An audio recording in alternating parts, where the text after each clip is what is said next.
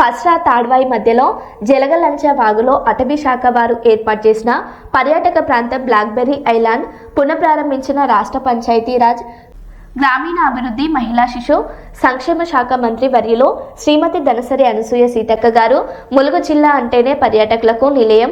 ములుగు జిల్లాలో ఉన్న పర్యాటక ప్రాంతాల్లో బ్లాక్బెర్రీ ఐలాండ్ ఒకటని, ఇక్కడ పర్యాటకులకు కనువిందు కలిగించే ప్రదేశాలు సందర్శకులను ఆకర్షించే విధంగా ఉంటాయని, పర్యాటకులు బ్లాక్బెర్రీ ఐలాండ్ ను సందర్శించండి అని మంత్రి సీతక్క కోరారు.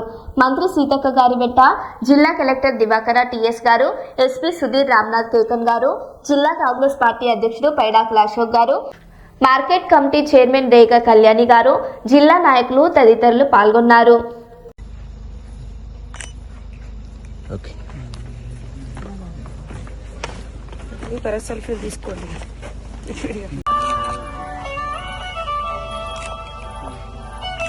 ఇందులో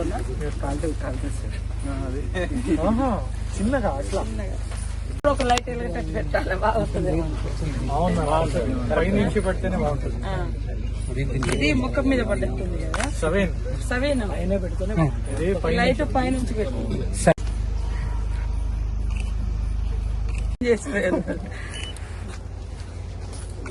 బాగా